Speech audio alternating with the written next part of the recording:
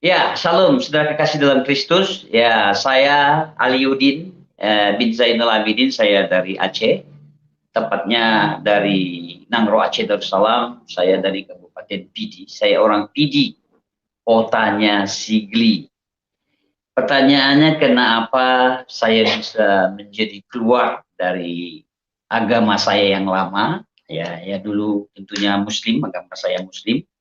Ya, karena kesaksian saya sudah menyaksikan di beberapa YouTube karena saya melihat seseorang yang betul-betul saya lihat dia hidup benar gitu ya, hidup benar yang tadinya saya coba berpura-pura terhadap orang ini, saya manfaatkan orang ini, ternyata dia tunjukkan hidup benar itu bukan hidup baik karena semua orang bisa berbuat baik, kita semua bisa berbuat baik tetapi belum tentu benar. Tetapi yang dilakukan teman ini dia benar-benar dia tunjukkan, dia showkan itu hidup kekristenan itu sehingga saya dapat melihat orang ini betul-betul dia benar, dia penuh kasih. Ya, saya lihat kasih itu tidak pura-pura. Tadinya saya curiga sama orang ini, betul-betul saya curiga, saya pikir dia akan mengkristenkan saya pikir dia akan mempengaruhi saya. Tetapi semakin banyak waktu saya lihat memang orang ini orang yang tulus, ya orang ini bukan pendeta, bukan penginjil, bukan betul-betul aktivis di gereja, tetapi orang yang sangat sederhana. Dia cukup sederhana, tapi dia dapat menunjukkan kehidupan yang benar itu. Ya, saya lihat dia benar, dia suka berdoa, dia hidupnya mencontohkan hidup teladan hidup itu, sehingga saya lihat langsung. Saya dapat melihat langsung karena saya berjumpa dengan teman saya ini berhari mengikuti minggu dan bulan, berarti saya sangat mengerti aktivitas kegiatan teman saya ini.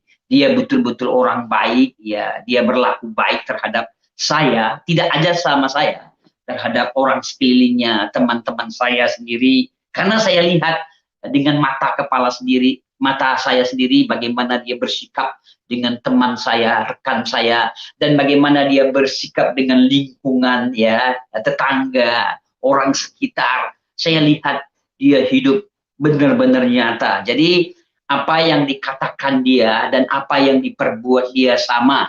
Terkadang apa yang kita katakan dan apa yang kita perbuat tidak sama. Nah, terkadang ketaatan kita, kesolehan kita, kita pikir sudah betul sekali orang itu, tapi kelakuan imbas dari hari-hari tidak menunjukkan kehidupan yang benar itu. Tetapi saya terhadap orang ini yang saya katakan namanya Hadman Budiarjo, dia orang Jogja, orang Jawa, dia menunjukkan hidup yang benar, hidup yang betul-betul benar di hadapan Tuhan itu. Saya lihat sendiri, dia suka berdoa, dia baca Alkitab, padahal dia bukan tokoh atau guru atau penginjil atau pendeta, bukan, dia hanya orang sederhana, tetapi dia dapat menjadi teladan dalam hidup saya, mencontohkan hidup yang benar itu, sampai-sampai mempermalukan saya. Ya, dengan sendirinya saya jadi malu. Saya coba juga untuk berdoa, sembahyang, beribadah dengan gaya saya juga membaca Al-Quran, tetapi banyak waktu saya dengan teman ini mengikuti minggu dan bulan, saya lihat orang ini berbeda. Orang ini berbeda sampai akhirnya saya bisa mempercayai inilah kehidupan orang yang beragama itu, orang yang beriman itu, melakukan yang benar, yang dikehendaki Tuhan itu. Sehingga sampai akhirnya saya mengalami perjumpaan dengan Tuhan lewat teman ini, ya lewat pertanyaan-pertanyaan yang saya ajukan, yang saya ungkapkan, yang sebenarnya pertanyaan-pertanyaan saya itu sebenarnya cukup negatif, tetapi karena teman ini menunjukkan, mencontohkan teladan yang sangat luar biasa kepada saya, sehingga saya mempercayai, mengimani ya siapa Isa Al-Masih itu dalam perenungan saya, siapa Yesus itu, sehingga saya menjadi percaya. Tidak mudah untuk saya percaya, tetapi itulah karena kuasa ilahi, ya, anugerah buat saya, kuasa Tuhan yang mencelikkan mata hati nurani saya untuk saya melihat Tuhan itu bagaimana Tuhan itu, sesungguhnya Tuhan itu. Yang tadinya saya tidak mengerti Tuhan itu ada di langit, Tuhan itu ada di atas. Ternyata lewat iman saya percaya dengan Yesus, dia mati di kayu salib, darahnya itu tercurah untuk menebus dosa saya. Dia, Alkitab katakan dia domba yang tidak bercacat, ya, dia tidak melakukan dosa, tidak melakukan kesalahan, dia rela, taat, setia sampai mati di kayu salib, darahnya tercurah untuk menebus dosa saya, dosa kita semua.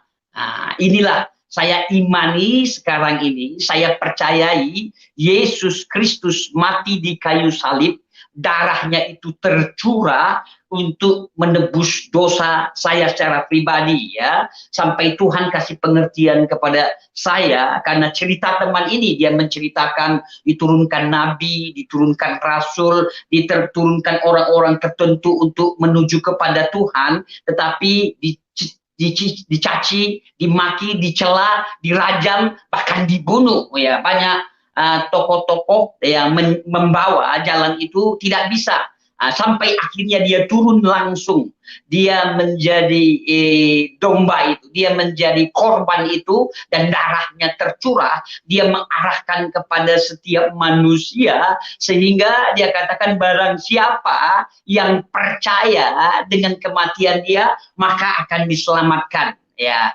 mengalami damai, mengalami sukacita karena percaya dengan iman. Dan dia mati dan dia bangkit. Dia mati bukan seperti nenek moyang kita, kakek nenek orang tua kita, saudara kita mati dikubur, dimakan cacing tanah, menjadi ditinggal puing-puing, menjadi tulang belulang.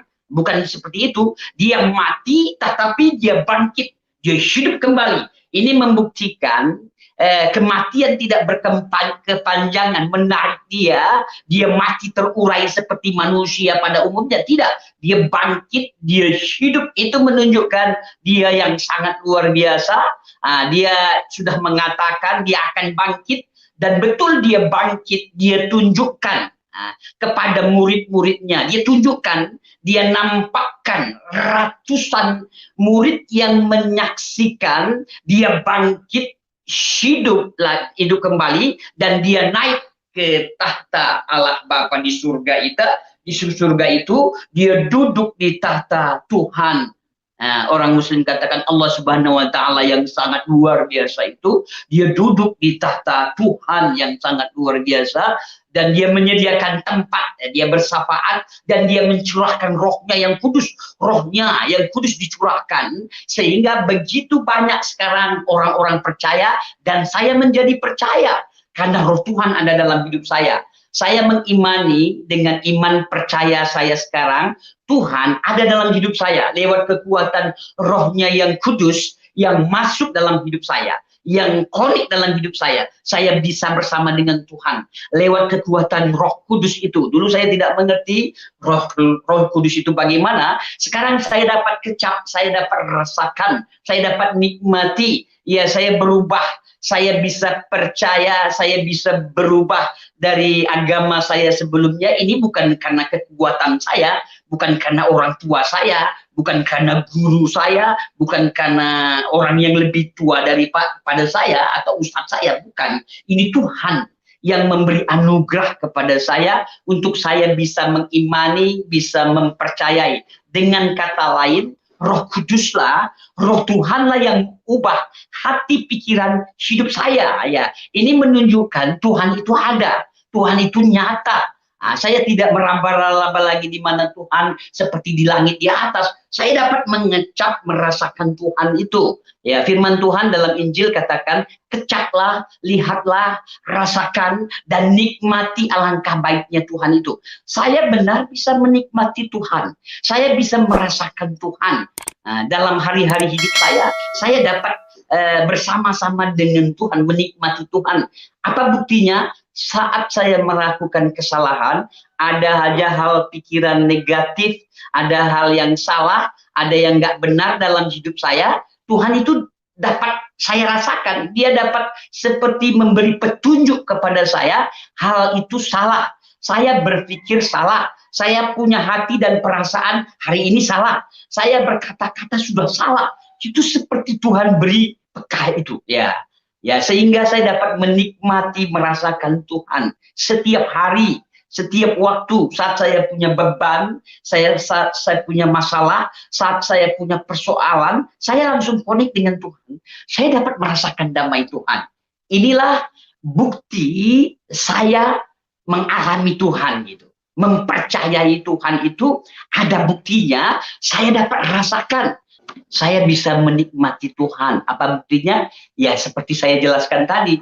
Saat saya ada celah dalam pikiran negatif sedikit salah, saat saya punya hati nurani dalam pikiran dan perasaan ini salah, Tuhan itu lewat kekuatan Roh Kudus itu mengingatkan saya. Ini membuktikan saya dapat menikmati Tuhan. Saya dapat merasakan Tuhan. Nggak usah jauh-jauh. Kalau saya salah hanya berbicara, lihat. Berbicara aja salah, Roh Kudus itu bisa mengingatkan kepada saya.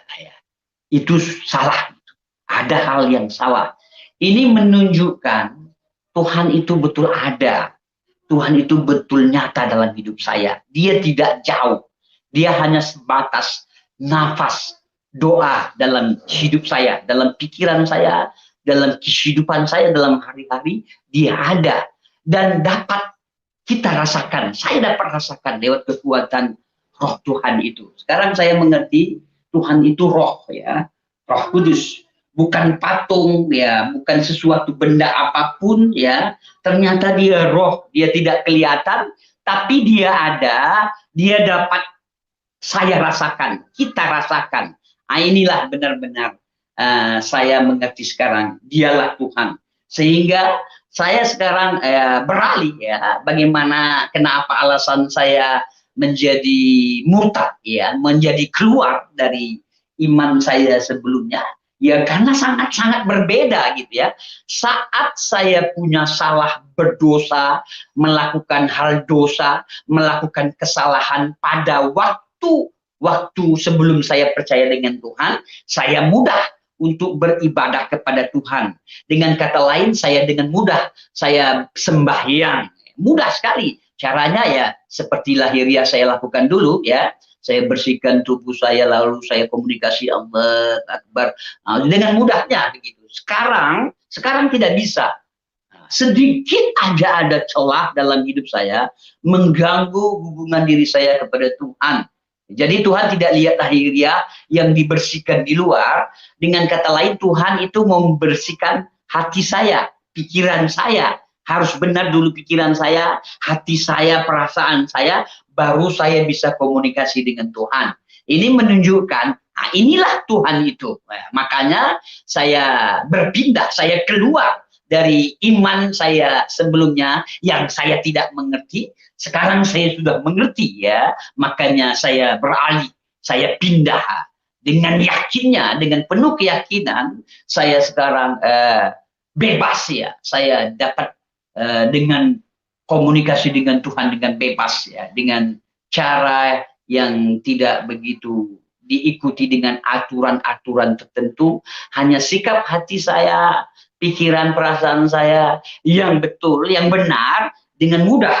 Sekali lagi saya komunikasi dengan Tuhan. Sekali lagi, jikalau ada salah dalam pikiran saya, ada salah dalam hati, niat hati saya salah, itulah yang mengganggu betul-betul hubungan diri saya kepada Tuhan. Ini yang saya ketahui saya sekarang dengan Tuhan, yang saya alami. Inilah Tuhan itu berbeda seperti yang saya alami pada waktu masa-masa waktu saya belum percaya dengan iman saya siapa Isa Al-Masih itu, siapa Yesus Kristus itu, ya. Itu yang saya dapat jelaskan kenapa saya menjadi keluar dari agama saya sebelumnya. Ya, yang sekali lagi sebenarnya agama itu tidak menyelamatkan seseorang, ya. Agama Islam kah, agama Hindu kah, agama Buddha kah, agama Kristen kah. Yang menyelamatkan seseorang hanya iman orang itu. iman percaya kepada kebenaran itu, ya, kepada Tuhan itu yang mencontohkan teladan hidup, ya, yang benar, ya, kita diselamatkan. Makanya orang-orang Kristen, orang-orang percaya, dan saya secara pribadi, saya yakin dan percaya, saya ikut teladan itu. Dia jalan kebenaran dan dia hidup itu. Ya, sampai saat hari ini saya imani dengan keyakinan saya, Yesuslah Tuhan dan Juru Selamat dalam hidup saya. Penuh keberanian, penuh keyakinan, dan dia mencurahkan rohnya yang kudus, saya dapat rasakan. Saya dapat nikmati dan saya bisa percayai inilah Tuhan dalam hidup saya. Ya, itu yang saya dapat bagikan. Terima kasih.